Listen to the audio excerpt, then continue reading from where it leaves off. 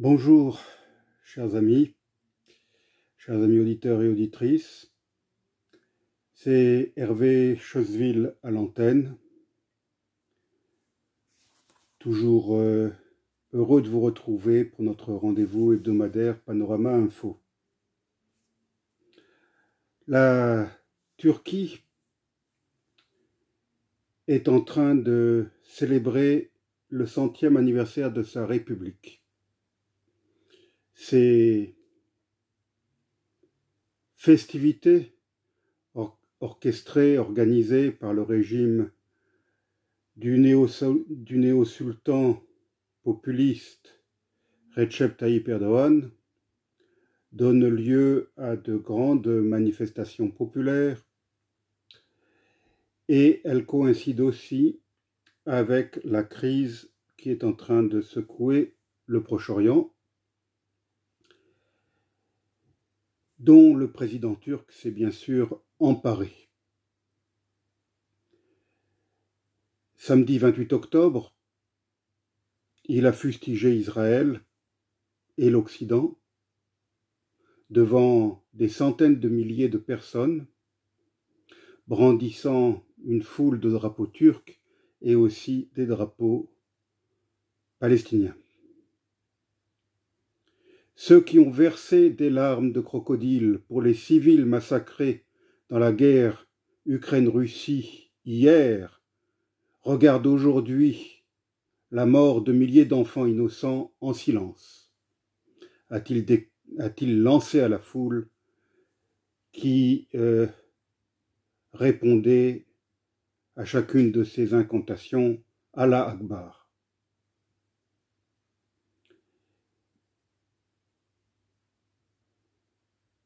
Il a en outre accusé à plusieurs reprises les Occidentaux d'être les principaux responsables des, je cite, massacres de Gaza. Je ne vais pas revenir aujourd'hui sur la véracité ou sur l'exagération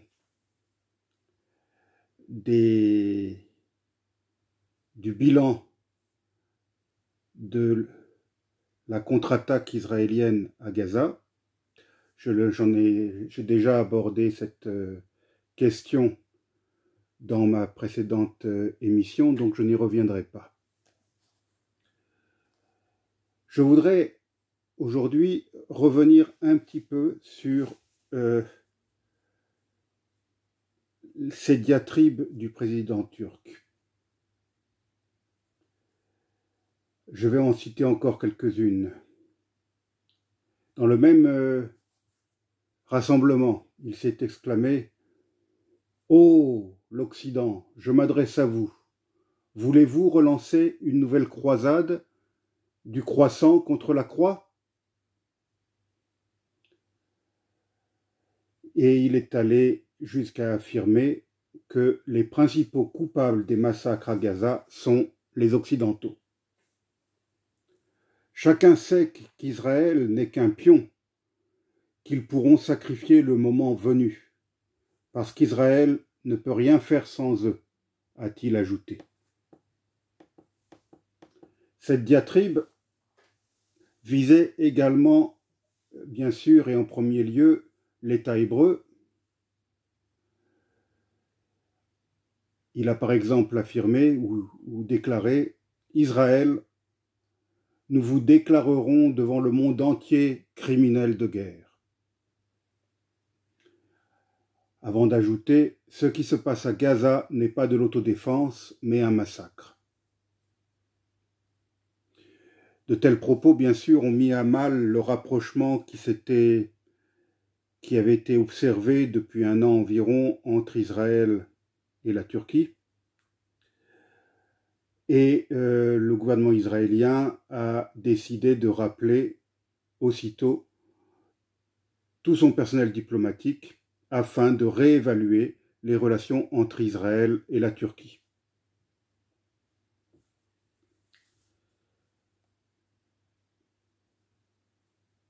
Le président Erdogan a également visé la France, bien sûr. Il a visé en particulier le président Macron qui, sans mauvais jeu de mots, est devenu depuis quelques années sa tête de Turc.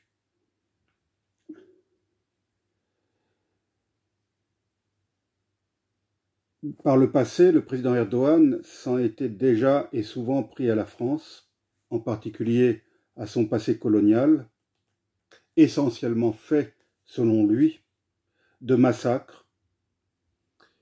Il s'en était également pris à ce qu'il a qualifié de traitement raciste et islamophobe des musulmans vivant en France.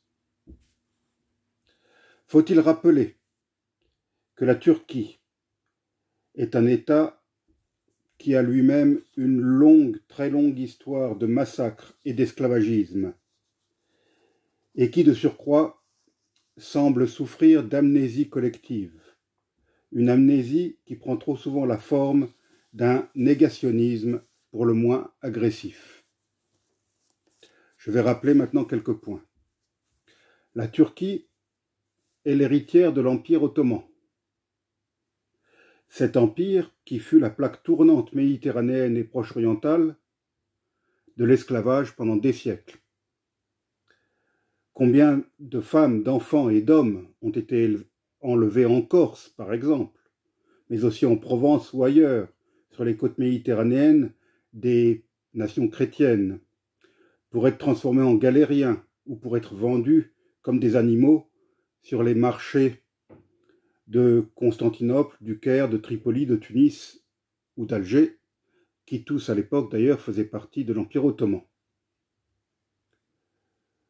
Cet immense empire et toutes ces villes avaient de florissants marchés aux esclaves qui fonctionnèrent des siècles durant. Autre point, c'est ce même empire ottoman qui a colonisé tout le Proche-Orient et toute l'Afrique du Nord, à l'exception du Maroc, au fil des siècles. Et ce colonialisme a duré beaucoup plus longtemps que celui de la France au Maghreb, ou celui de l'Italie en Libye, ou de la Grande-Bretagne en Égypte et au Soudan. C'est donc bien cet empire ottoman une ancienne puissance coloniale qui rappelle régulièrement le passé colonial de la France. Malheureusement, notre diplomatie est souvent trop aimable et oublie de rappeler les faits que je suis en train de rappeler maintenant lorsque surviennent ces diatribes venues du président Erdogan. C'est encore l'Empire ottoman, allié des empires d'Europe centrale, qui massacra 1,5 million d'Arméniens et qui persécuta d'autres minorités telles que les Assyriens durant la Grande Guerre.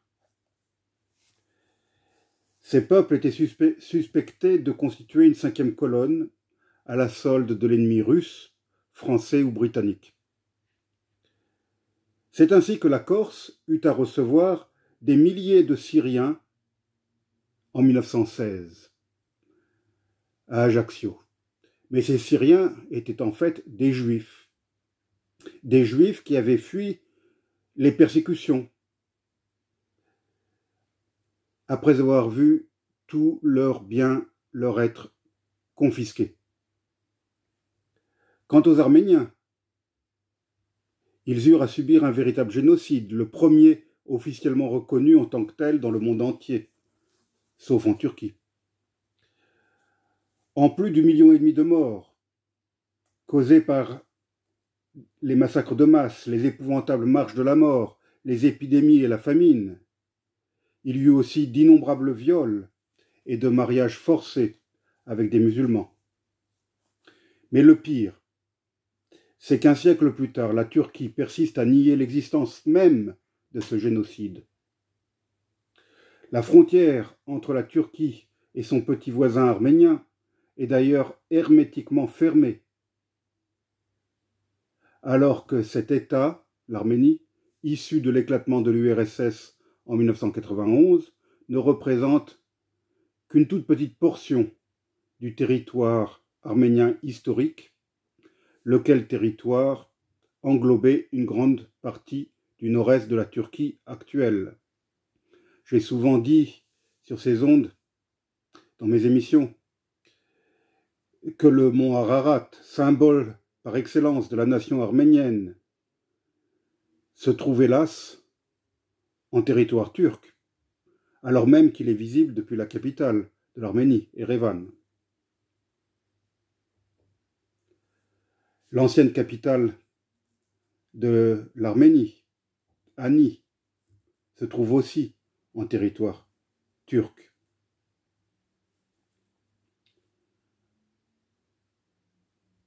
Je passe au point suivant. Que dire du nettoyage ethnique organisé par l'État ottoman puis turc durant la Première Guerre mondiale et dans les années qui suivirent la défaite ottomane? Au début de la Grande Guerre, l'Asie mineure était un territoire ethniquement diversifié.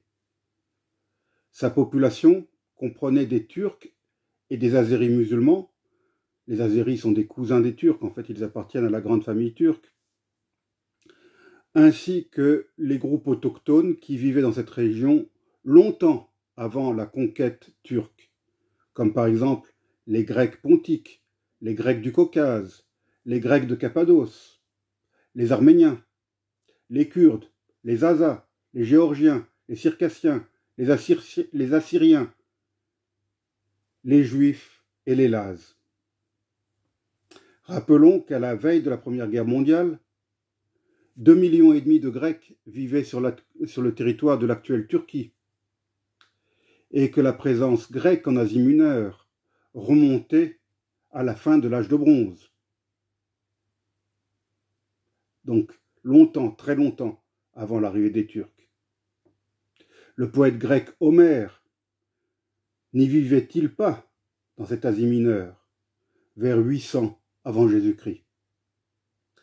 La campagne génocidaire qui fut menée contre la population chrétienne de langue grecque était motivée par la conviction de certains responsables turcs que pour former un État-nation moderne, il convenait de purger le territoire de toutes les minorités pouvant menacer l'intégrité de la nouvelle nation dont le caractère se devait d'être exclusivement turc et musulman. Le 31 janvier 1917, en pleine guerre mondiale, le chancelier allemand Theobald von Bethmann-Hollweg ne déclarait-il pas, je le cite, « Il semble que les Turcs aient l'intention d'éliminer l'élément grec en tant qu'ennemi de l'État, comme ils l'ont déjà fait avec les Arméniens. La stratégie mise en œuvre par les Turcs consiste à déplacer des personnes vers l'intérieur sans prendre de mesures pour leur survie en les exposant à la mort, à la faim et à la maladie. Les maisons abandonnées sont ensuite pillées et brûlées ou détruites. Tout ce qui a été fait aux Arméniens se répète avec les Grecs. » Fin de citation. Je rappelle que ce sont les propos du chancelier allemand. L'Allemagne était un pays allié de l'Empire ottoman à l'époque. Donc le chancelier était peu suspect d'être hostile ou critique à l'égard de son allié. Les déportations impliquant des marches de la mort et la famine dans les camps de travail furent qualifiées de massacres blancs par Rafet Bey, un officier de l'armée ottomane qui avait pris une part active dans le génocide des Grecs. C'est ainsi qu'il déclara, je le cite, Rafet Bey, « Nous devons terminer les Grecs, comme nous l'avions fait pour les Arméniens. J'envoie des équipes dans l'intérieur du pays pour tuer chaque Grec à vue. » Fin de citation. Cette politique se poursuivit après la défaite ottomane de 1918, qui fut suivie de 1919 à 1922 par une guerre entre la nouvelle Turquie ou la fin de l'Empire ottoman et la Grèce.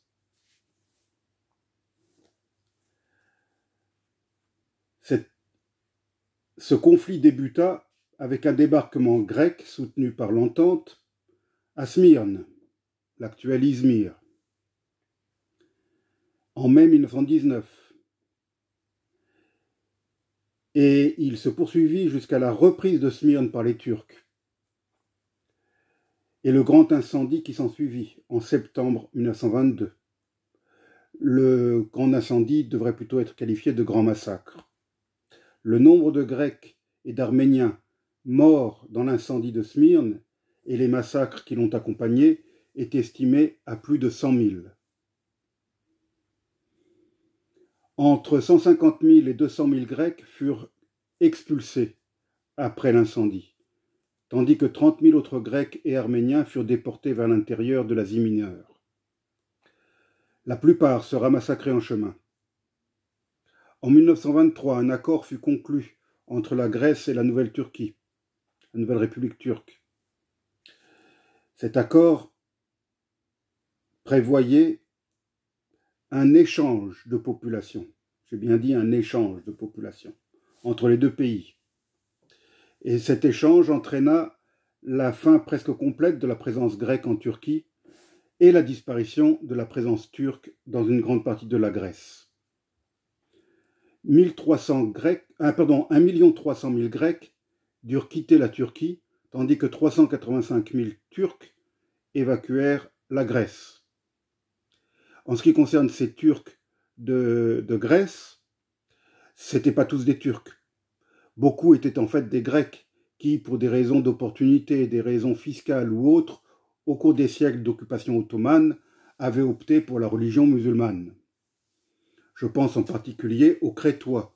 L'île de Crète comptait une forte minorité musulmane de souche crétoise, mais qui s'est retrouvée du jour au lendemain en Turquie, un pays dont ces gens ne parlaient même pas la langue.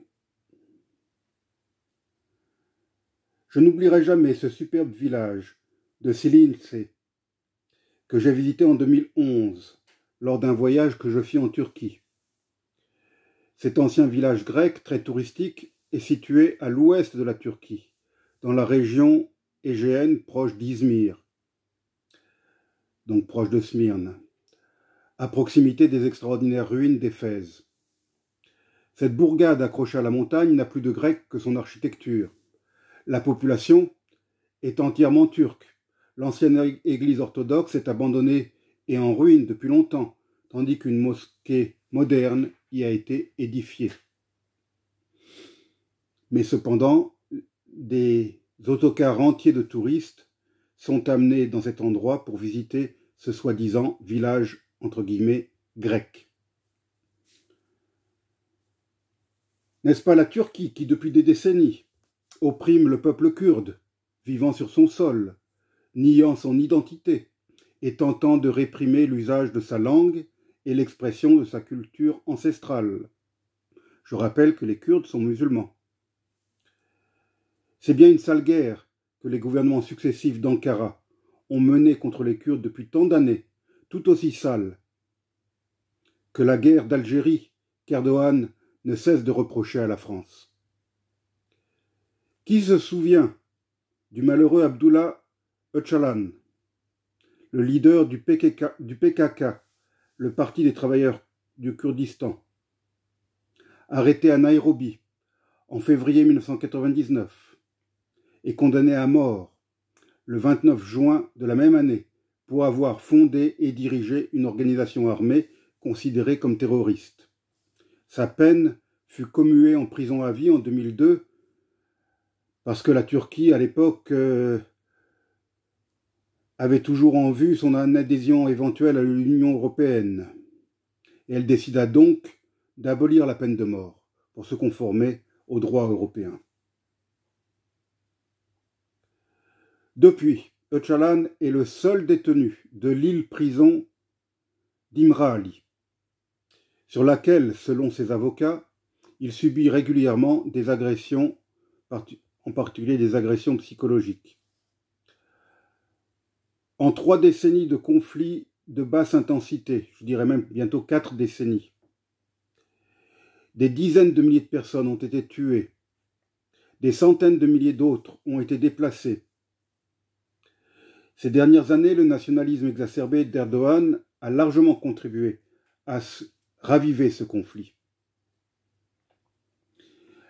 La répression politique contre les Kurdes de Turquie a repris avec une vigueur nouvelle. Autre point que je souhaiterais aborder. Depuis 1974, la Turquie a envahi, occupé et colonisé 38% du territoire de l'île de Chypre, alors que la République de Chypre est un État souverain, internationalement reconnu, membre de l'ONU et, depuis 2004, de l'Union européenne. Son indépendance, en 1960, avait pourtant été garantie par un traité portant la signature de la Grèce, du Royaume-Uni et de la Turquie. Consécutivement à cette invasion de 1974, les autorités turques ont procédé à un véritable nettoyage ethnique de la partie nord de l'île, en chassant la population non turcophone et non musulmane, et en s'emparant sans aucune compensation des propriétés et des biens de toutes ces personnes chassées de chez elles. Depuis 1974, la Turquie maintient dans la partie nord de l'île une force d'occupation s'élevant à environ 40 000 hommes. Nicosie, la capitale de Chypre, est une ville divisée en deux zones séparées par une horrible ligne de démarcation, comme le reste de l'île d'ailleurs. Depuis 1989 et la chute du mur de Berlin, il s'agit là de la dernière capitale à être ainsi coupée en deux. Depuis 1974, la Turquie mène une politique de type colonial dans la partie nord de l'île. Elle y a installé environ 200 000 colons turcs, alors que la population chypriote turcophone autochtone ne dépassait pas 100 000 âmes. Ils ont été installés, ces colons, sur des terres et dans des maisons appartenant aux personnes non turcophones chassées en 1974. Depuis 1974, les autorités turques ont mené un véritable génocide culturel, cherchant à effacer le passé non ottoman et non musulman de l'île. Pillage et saccage des sites archéologiques, des anciennes églises, d'anciens monastères orthodoxes et de cimetières, conversion de lieux de culte chrétiens en mosquées. Le pire est sans doute intervenu en 1983, lorsque l'État turc a établi dans la zone occupée une fiction d'État qu'il a nommée République turque de Chypre du Nord, reconnue par un seul pays, la Turquie.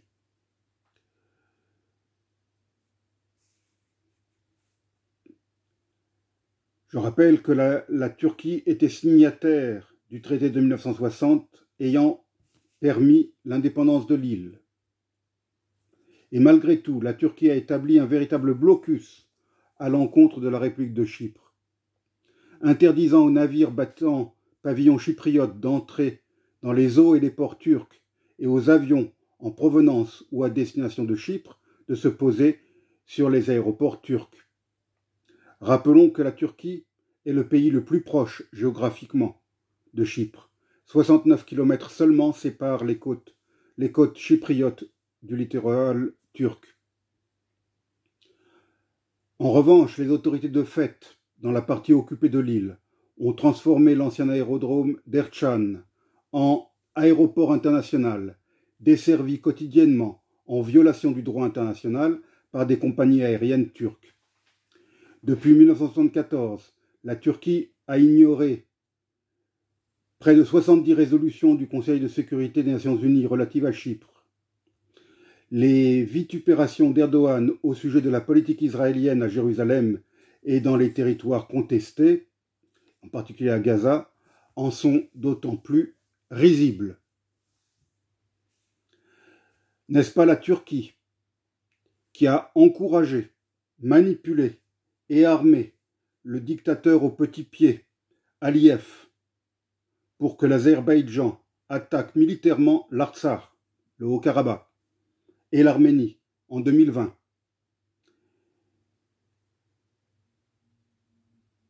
Et afin que l'Azerbaïdjan procède enfin à un nettoyage ethnique complet de l'Artsakh au mois de septembre dernier. Alors que ce territoire, l'Artsakh, rappelons-le, est le berceau historique du peuple arménien. Que dire de la répression contre les écrivains, les journalistes et les fonctionnaires depuis la tentative de coup d'État militaire du 15 juillet 2016 ? Plus de 160 journalistes sont emprisonnés, condamnés pour divers motifs, allant de l'espionnage à la subversion ou à la trahison.